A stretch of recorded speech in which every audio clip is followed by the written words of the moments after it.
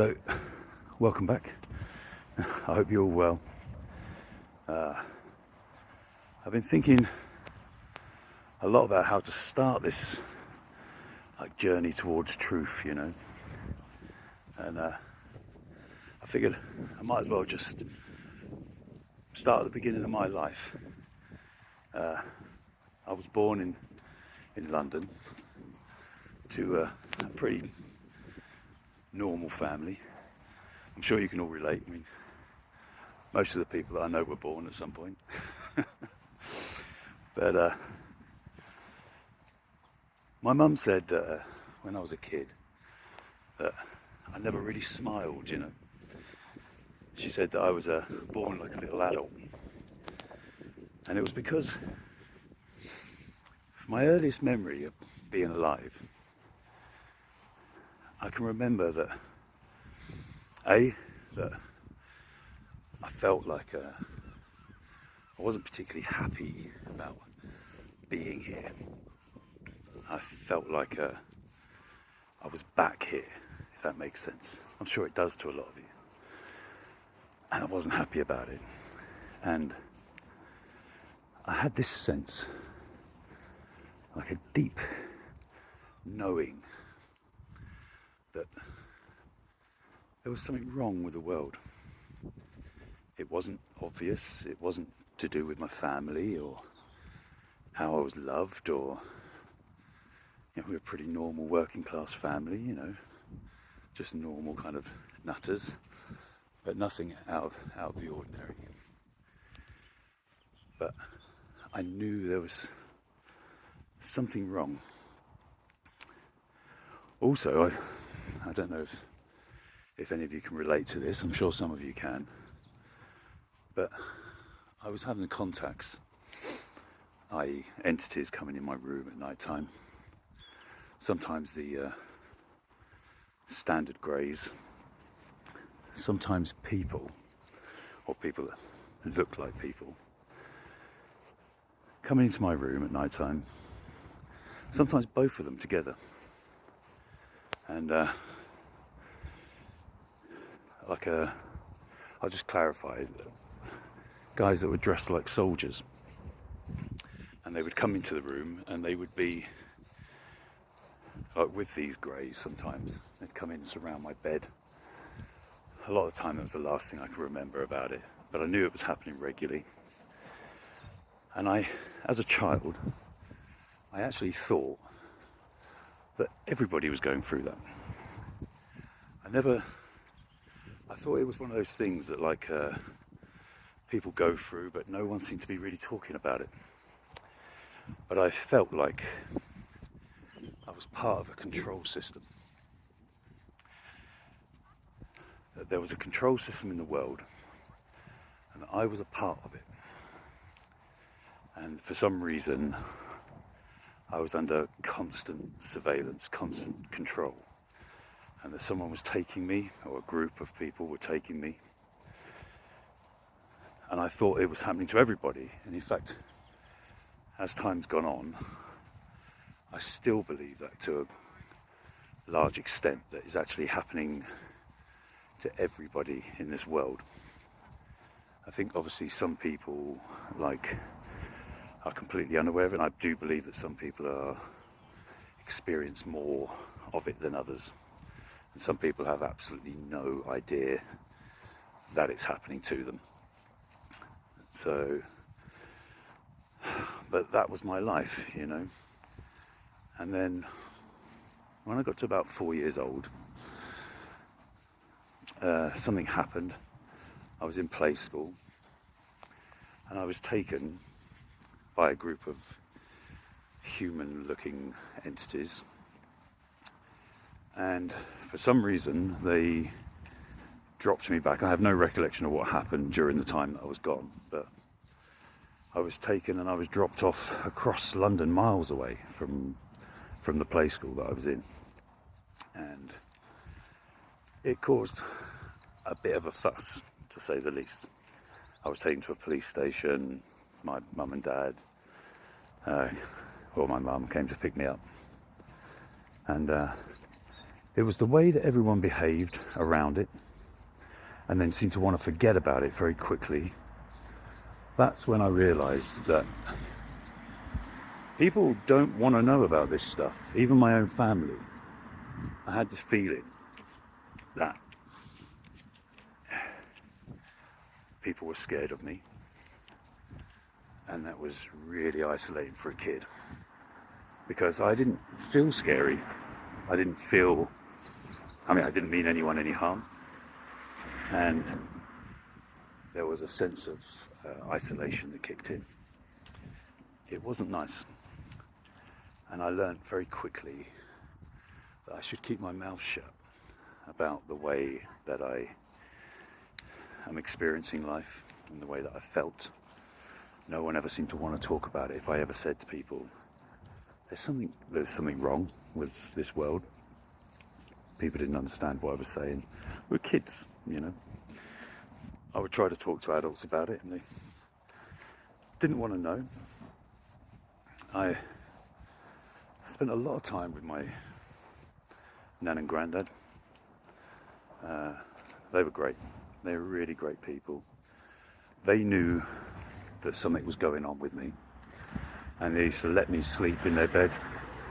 They had a 2-bed flat, but they let me sleep in the bed with them because they knew, I think it was a sense of protection. They knew that on some level they had to try and keep me safe at night time. It didn't work. I can remember vividly being taken out of the bed from in between them. One night specifically, I remember being levitated out of the bed, not by entities as such, but was on my body was being levitated out of the bed. There was a big bright light outside the window, and I think there was entities in the room stood there, like coordinating or watching or whatever they do. And I can remember seeing the look on my granddad's face. It's like sheer terror. He couldn't move, but there was a sheer terrified look on his face. There was a lot of paranormal activity that happened around me as a child. I'm sure that a lot of you can relate if you're listening to this and you're interested. But this video is mainly, this series of videos is mainly going to be like a journey, an exploration towards truth. The contact's a part of that, but please don't feel that contact's necessary, you know. I know plenty of people that are seriously on a spiritual awakening journey who have never had face-to-face with supposed aliens or non-humans, let's say for now. So it makes no difference, do you know what I mean? It's just one of those things that happened to me and set me on a path. By the time I was 7, I think my path was set. I think I knew that I wasn't here to sort of just live a normal life, get a job, retire, die happy. That wasn't what I was here for. And I bet a lot of you feel that too. I think there's a lot of people in the world now that are very disillusioned with the dream, if you like. And they feel a sense of being trapped. All I'm saying is that for me, that happened at a very early age. For most of my young life, I was fairly in the middle, you know. I wasn't picked on particularly at school. I wasn't the popular boy either. So I'm not particularly big, I'm not particularly small, I'm not particularly intelligent, but I'm not particularly stupid. I was not particularly gorgeous as a young boy, but I wasn't ugly either. So I just kind of was able to play the grey man, you know, just sort of be in the middle of everything, have a few friends, do the things that kids do, all the normal stuff, mucking about. And for the most part, I got on with my life. But I did know that there was a part of me that could never really talk to my friends about the fact that I was afraid to go to bed because things would happen. So I'm just trying to stay out of the way of people. I've come into this field thinking I'd be on my own, but it turns out everybody wants to be on my YouTube video. So I, at a very early age, and I think it's becoming more and more common now as time's moving on, but I was born 50 years ago, you know, like this stuff wasn't common when I was a kid as far as people talking about it. There wasn't a lot of content for people to look at. The internet didn't exist. There'd be occasionally, you'd get films like Spielberg and stuff like that, that might generate a little bit of interest in the subject. But of course, that's all controlled narrative anyway. But that's the only reference point there was for it. So when I was young, I did assume that it was aliens, space aliens, spoiler alert, I don't believe that anymore. But we'll get there, we'll get to that. So, and like I said to you, these videos are mainly a journey towards truth, as much as we can accept it. And truth is something that is for every single last one of us. What's really true isn't true just for people having contact. It isn't really just true for men or women or white or black, English, even Welsh. I'm only joking. I live in Wales now. But the truth is the truth is the truth, as they say. When I was young, I heard someone say, the truth will set you free, but first it will piss you off. And God, that resonated with me. And I knew that I was prepared to be pissed off in order to be set free. And I think that everyone who's on this truth journey goes through a moment where they make that decision that they want truth more than they want anything else. I heard a story, I think it was Socrates, don't quote me, where some guy was talking to him about enlightenment and saying, yeah, I want to be enlightened and all this kind of stuff, He said, but there's just so many distractions, there's so many things that get in the way. So Socrates took him down to the waterfront and he held him by the head under the water. And the guy's kicking and fighting, and struggling for his life. And then Socrates pulled his head out of the water and said, when you want truth, like you just wanted air, there is nothing in this world that can stop you. That's another thing that sort of like resonated with me deeply. And I realised that there's a lot more important things than this world, yeah? There's the truth of who you are is it's beyond our comprehension, yeah? It's beyond anything you've ever desired, anything you've ever hated. It's the ineffable. So, we could make hundreds of videos getting there, okay? Trying to build understanding. But what I'm going to do tomorrow, most likely, I'm in Wales, like I said, so I've got a feeling that our summer happened yesterday and it's finished now. A lot of the times I'll be doing these videos with an umbrella over me, I'm sure. But tomorrow, I want to talk to you about something that happened to me when I was a teenager.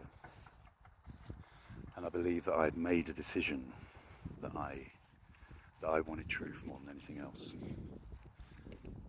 And truth came to me. and revealed itself to me, That might be hard to believe, but the beauty about the truth is it doesn't require belief to exist. The truth is the truth is the truth.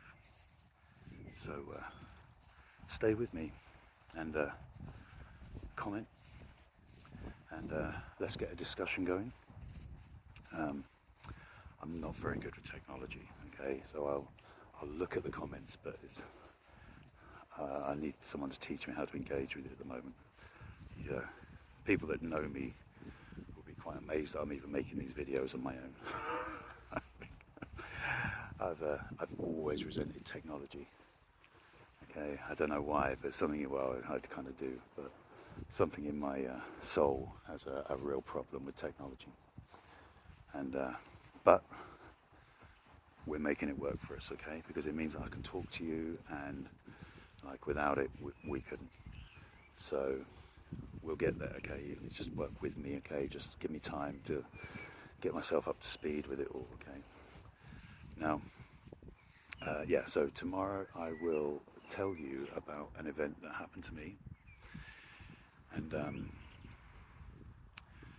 I spent the next 35 years now unraveling that, and it became very relevant with the contacts that would happen to me as an adult, because I became part of a program, and it was a program of deception, and it hoodwinked me for a few years, and but I managed to get myself out of it. And for those of you that are going through abductions, contact, and you want to put a stop to it, then I think I know how. And I heard someone apparently commented yesterday that they want to know how to have contact. I think I know how to make people have contact too.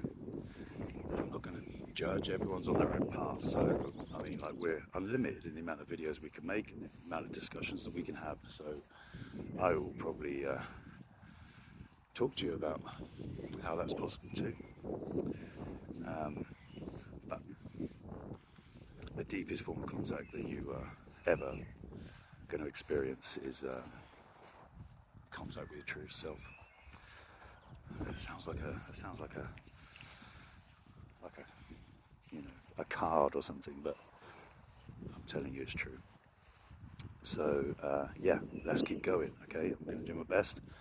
I have to come home from work every day. I have to run up to the field quickly before I get home and make these kind of videos, hopefully around 10 minutes. I don't know what this is, but we're going to do it every day, and I'm hoping that it's going to be of some benefit to you. So take care till we speak again. Okay, bye.